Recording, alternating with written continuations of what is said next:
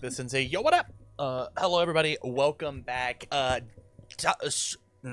Swiss is over. Over. Me and Barrett have the next 20 minutes to talk about the top 8 deck lists. I've made my cute little graphics available for everybody to sit here and talk and see this. So you'll be seeing this on a YouTube video out a wee bit later. So we're going to go from first all the way down to 8th. We've seen a lot of these characters on stream. I do not have a bracket for you. I only have the deck list, and so we're just going to talk about that and then move on from there. We will talk bracket stuff tomorrow as the tournament is unfolding and such. So with that said, let's go ahead and transition into your first place position, which is Mike Hardiman with Earth Pony.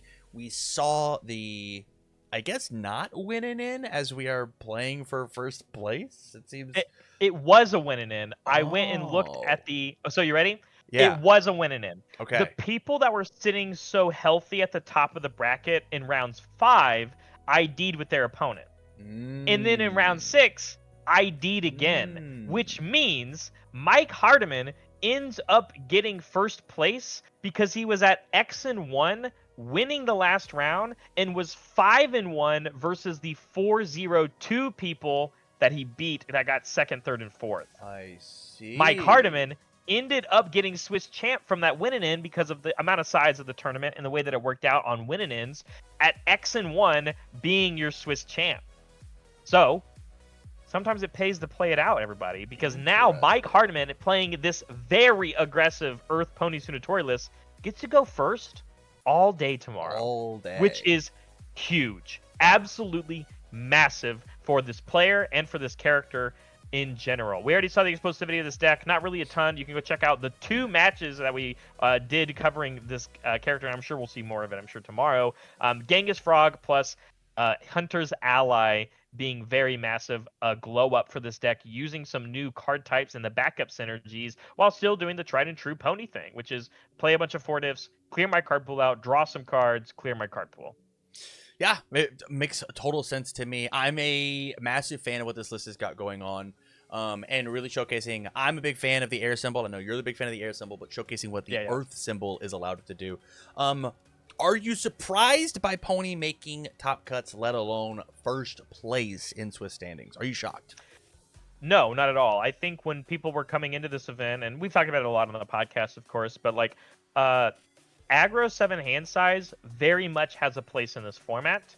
You have to have a lot of confidence and know your lines very well, though, when to go for that reach, and if your deck has the tools and resources in certain matchups. But I think I think aggro 7 hand size game plans in general are very strong against things like the backup decks that we saw do well in Louisville, and also people are talking about Midoriya on the move. And having a character like this that can slam a lot of moves for a lot of damage are pretty big against decks like that need to get off the ground a little bit with their stage size. So no, I'm not surprised.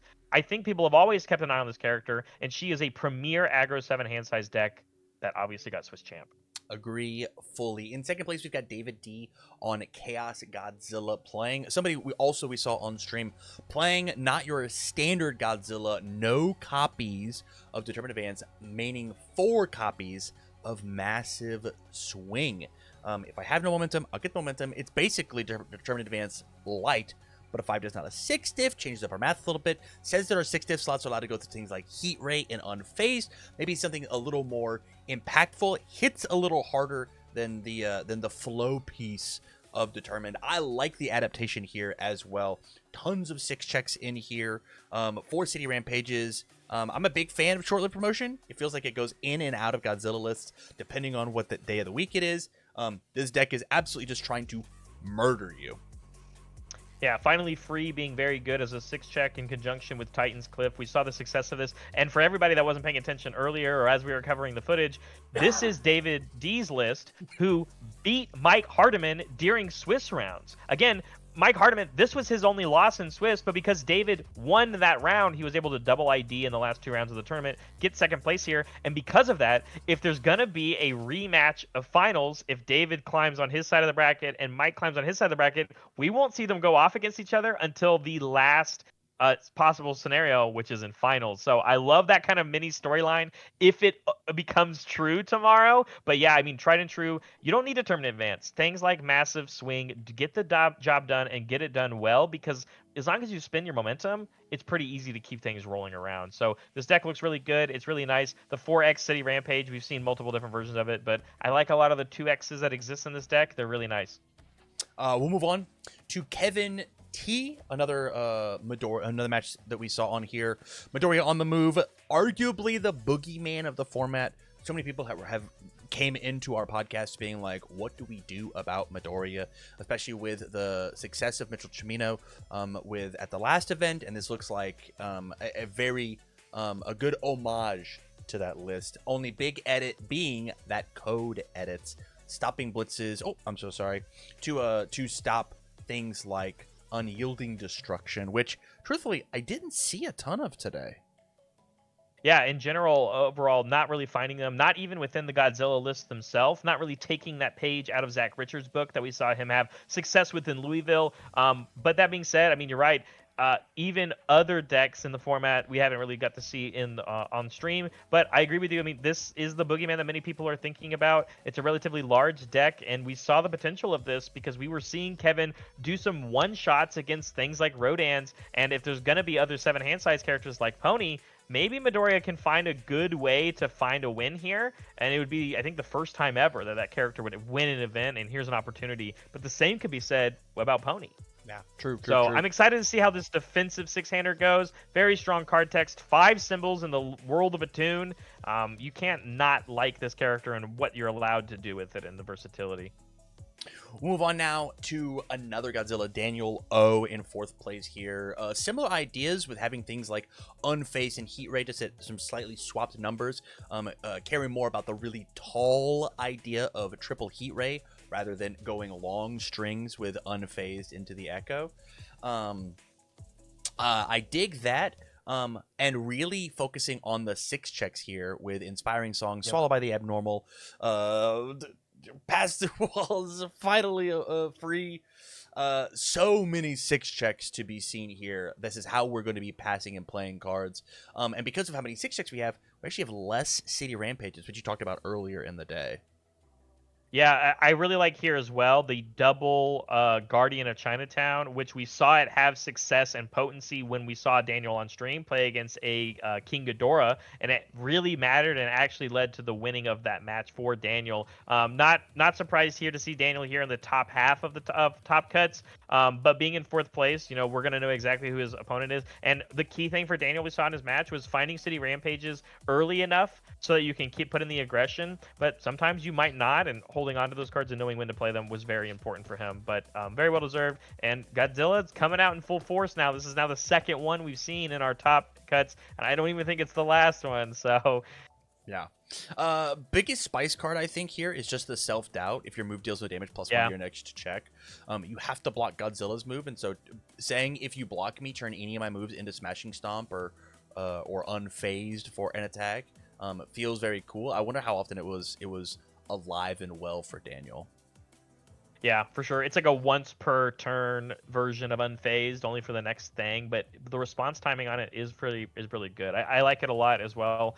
We even saw the History's Greatest Monsters coming back in this version of the deck. Yeah. Being okay with running a couple more 3 difficulty foundations and having it matter when it comes to the health of your stage, going offensively or defensively. So only minor changes, but they can make a big difference, especially when we might have to see some of these Godzillas go against each other. Yeah. Moving on to 5th place, we've got Ismail on Void Rodan. Saw him versus the Midoriya list. Couldn't quite get his feet underneath him, but had success the rest of the day with things like Barrier Shield, Genkai's Guidance, Double Cape inside the main board. Just absolutely controlling the heck out of the rivals' board until we finally cobble together an offensive swing of these very advantageous void attacks, sweeping daggers, Tri-Grav Beam, World's Weakest Hunter, all ideas that are so good at putting pressure on, and then Rodan's just inherent ability to stay alive. Very, very cool looking list. And again, I said it before, I'm so glad this list is actively trying to kill you. Yeah. I think And the biggest note I really have about this is that I think literally the matchup we saw Ismail have, where he lost to that Deku deck that we already talked about, was probably the hardest thing that he didn't want to run into at this event. And every other match, if he played against a Godzilla or a Pony or one of these aggro decks, I'm sure he probably had a pretty decent time into. But that Midoriya deck being able to actually one-shot you, not having a ton of pieces that Rodan's playing main board that answer that combo against this Phantom threat, I think this list is very well tailored to maybe take down this whole event in a field of aggro decks. But man, oh man, if it runs into that Midori again, it might have a bad time. So, but this list is good. He played it very well, built a very large stage, still put in a good aggression, like you said. But getting denied playing things like Rejuvenating Smash as that second card over and over and over again against the Deku deck was rough. Yeah, this character absolutely wants to play a fair game of UniVersus because he plays a fair game better than any other character in the game. It's whenever you start doing these unfair things, i.e. turn my whole board sideways to give something +30/+30, that this character is going to struggle. So if he can stay away from Midoriya and his top cuts, easily could be a favorite to take down this whole event. Absolutely. But congratulations to Ismail in 5th place. Moving on to 6th, we've got, you should say it, Granados. There it is. Running it back with Zeke Yeager, War Chief, both the finalist and the winning character of the last regional in Louisville, with a bit of a hybrid combination of both of those decks combined together. Loved watching this this player play this on stream, having multiple outlets to victory, whether it be Rock Barrage, turn your card sideways into something like a Falling Titans, or playing Knockdown Blow into a female Titan attacks to give some absolutely massive stats. Very cool idea, becoming a hybrid of both these ideas. I'm a big fan of what Granados has done here with this character. Yeah, I think the best way, and we waxed poetic very much about this, I think it was very early on in the rounds where we got to watch this, so I do wonder what its loss ended up being in the tournament, one of these decks above it, I'm sure. But the idea being is that I think it's very much the structure, the foundational, like, design and card counts wise of what Wub was doing, but using a lot of the technical pieces that Caden was incorporating in his deck and even playing on that symbol. So this really nice melded dance between both of those decks. And you're right, as we've been told, Granados being one of the better players in the Spain local area, piloting this incredibly well on stream when we watched him play it. And so I wish him luck. 6th place is going to be a little scary, though, as we're going to be against that Midoriya deck, I think, right at 3rd place. So yeah. Moving on, we've got Ale WT, unsure what the last initials are. 7th place on order, Paul Phoenix. Truly the dark horse pick. The one of these things is not like the other. But having access to Rising Uppercut, this character is a monster on your rival's turn. Committing out a ton of resources if you dare play a high attack, stunning out your board on your turn, and then threatening a massive move if you turn anything else sideways. It turns Rising Uppercut into a lethal move. Combining that with things like Attack Titan's Haymaker and Patchwork Baby to, on your turn, turn the whole stage sideways. This character is very, very good at absolutely killing you. yeah, even like the flurry of blows here and the tavern brawl, it's just like a weird culmination of like really taking advantage of some of the high impact bombs of this character, as well as your impactful ones per turn, really able to take advantage of these decks that are also building very wide stages, i.e. the Midoriya deck, or even things like the Rodan. If you can find enough ways of committing their cards, which Rising Uppercut helps you do it on their own turn, while also having some good answers against things like Midoriya, Rising Uppercut does help block a thing like a Phantom Threat. Yeah. It's not fully lethal, right? But of course, it's just one of those harder ones about like, how much is this different axis of aggro game plan going to do in the field? Coming in at 7th place, we'll see how well it does. I love this character personally, and it's really, really nice to see a character like this come back and maybe be like an aggro contender people going forward in the next couple of regionals. So I think actually my favorite thing about this is it does have like a secondary game plan with this Heaven Piercing Ice Wall and Tavern Brawl of stun your board down and keep it frozen. That is not necessarily all in on I have to try and kill you on turn 2 by turning your board sideways. It gives yourself a little bit of breathing room to find that 6 hand size inconsistency by slowing your game down game plan down just enough to let my game plan thrive. I really hope we get Ali Ale, however you pronounce it, on the stream tomorrow. This is the deck that I want to watch in action. And before I get flamed in the comments, let me correct myself. Sorry. Rising Uppercut isn't necessarily an answer to Phantom Threat because it's not a high attack. But other cards that the Deku deck are using, things like Wingnut Sabotage, it does do really well against. But we know that that's not necessarily what the Deku in this top cut is doing. But it still has that impactful of playing the attack on your opponent's turn. And this is one of the characters people talked about as soon as things like Rising Uppercut were revealed. Yeah. Of getting access to this. Giving stun doesn't do anything when it's my opponent's turn. It does if you're playing an attack on their turn, though. I agree. I'm excited to see where this goes. I even love the not being afraid of these 3 difficulty foundations and assets. And Cute Host Code also helps us as well on having cards on defense. Huge card for this deck. And then in our 8th place, we have, rounding it out, another Godzilla, third one, King of the Monsters, most represented character in the event as a whole, most represented character here in Top Cut, feeling a little bit more of a traditional idea. We're seeing Determined Advance coming back, but with some spice cards of our own with things like Duel the Ackerman and 4 copies of Walk the Dog. Looking like a bit of a low-high zone overload with Determined Advance being, Determined Advance in the mix. What's your idea here? I want to give a huge shout out first. Alex T, congratulations on your top cut. I think he actually broke a record in the history of UFS and UniVersus. I think Alex T is the youngest player to ever top cut an event. He's 8 years old. He's the son of the tournament organizer and won his winning in against a Mitchell Chimino deck to get this placement in top 8. So Alex T, congratulations on being the youngest top cut player ever, I think, in a UniVersus event. And you know what I think about it? It looks like we got some cool cards from our dad to play with because this is the only Godzilla deck we see playing 4 copies of Walk the Dog and 4 copies of Determined Advance. So it looks like we might have reached into the pocket a little bit and we're playing the good ones, right? We're playing very impactful and strong cards while also still playing some of the new tools like Guardian of Chinatown that we saw earlier in some of the other lists and having a hard focus on the ones that kill my opponent. Determined Advance can't ever go below 6/6. Really good against decks that are trying to mess with speed or mess with damage. Walk the Dog taking full advantage of when you tapped out to block a card like that. We know that this strategy works, and here it is in another top cuts here, while still running the cool 6-check package that we like with Titan Cliff.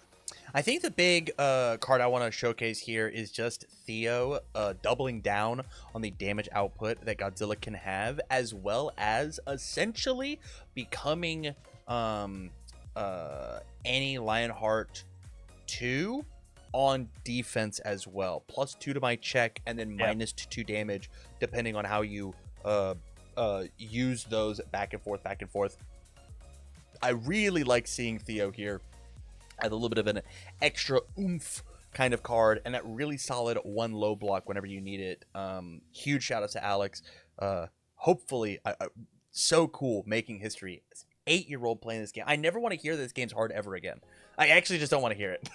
We had an 8-year-old. Well, it's funny because literally when we were talking in chat earlier today of like, wow, Godzilla having a high representation, and the WT that you saw earlier on something, the local group, the local team they're called Warning Team, and I think that W2 stands for them. And the Spain player base, I had so much excitement going into this event because they all build each other up as players. And we saw great gameplay throughout the entire event. So much so do they build each other up that a player like Alex at 8 years old invested into the game, playing a character like Godzilla, who's designed to be good for newer players, can have an amazing performance at a tournament like this against some of the highest caliber players in the world. And he really gets to put his money where his mouth is, going against one of the best European players of all time tomorrow, Mike Hardiman, who's Swiss champ. But it's gonna be a slobber knocker, Pony versus Godzilla, of course. Yeah, it's gonna be dope. And if you are catching this